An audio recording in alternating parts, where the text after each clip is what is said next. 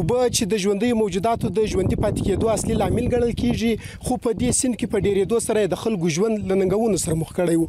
اوس تازه د زابل ولایت د ارغنداب ولسوالۍ د امنیه قومندانۍ په هڅو د خلکو په شخصي لګښت پر یاد سیند 12 لوی پلونه جوړ شوي او د 4 پر جوړېدو کار روان دی. د دې ولسوالۍ اوسیدونکي وایي چې د ژمي په موسم کې د دې سیند اوبه دومره زیاتېږي چې دواړو غاړو ته د میشتو وګړو ترمنځ به تګ راتګ په میاشتو باندې قطع وو او د مریضانو کورنۍ به پر سیند د اوښتلو د امکاناتو د نشتون له وجې خپل د کورنۍ غړي له لاسه ورکول. دوی د ارغنداب ولسوالۍ د مسؤلینو څخه مننه وکړل چې د ولس سره په شریکه دغه ستونزې ته د حل لاره وموندل او په ټوله ولسوالۍ کې 12 پلونه جوړ شوي او د 4 پلونو پر جوړېدلو کار روان دی.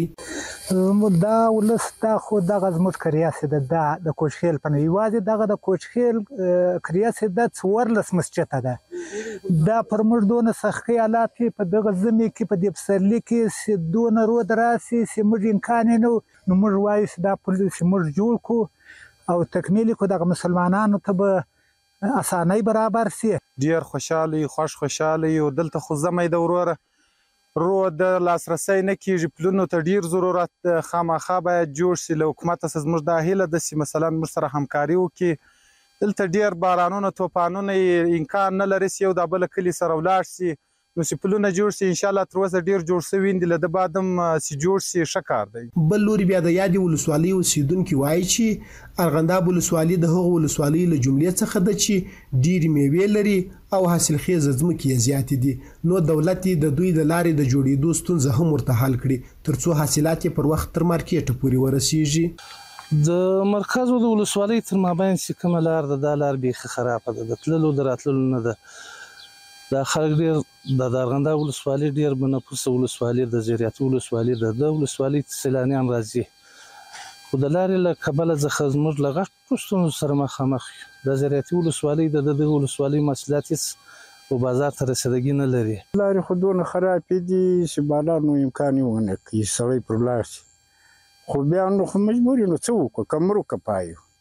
پر دغه اول پر دغه راده باندې چې دا دلته رښتیا هم ډېر دا زنانه خوارانې دی شوي دي چې کسان دلته مړه شوي هم دي.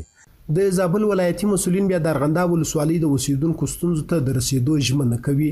د زابل مرستیال والي وایي چې د امیر المؤمنین حفظه الله له لوري د یادې ولسوالۍ لپاره د 50 کیلومتره سړک جوړېدل منظور شوي او په نږدې راتلونکي کې به تخنیکي سروې ترسره شي.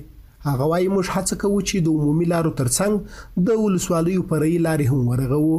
مرکز نه تر ارغنداب تر بخش ساحې یا سیمې پورې چې دا یو مرکزي نقطه ده او تر دې ساحې پورې به انشاءالله لازم د مشرتابه له خوا نه د دې 50 کیلومتري سړک د جوړولو د چارو د برابر دپاره حکم راغلی دی انشاءالله. د هغه تخنیکي ټیم به راځي او تخنیکي ټیم بیا سروې کوي او بیا به وروسته هغه نه تصمیم ورباندې نیول کېږي انشاءالله. امید شته چې په راتلونکي کې به انشاءالله د دې کارونه سر ته ورسېږي انشاءالله. د یادونې وړ ده چې وړاندې هم د دې ولسوالۍ ځینې لارې د ټولګټو چارو ریاست له لوري جغل اندازي شوې.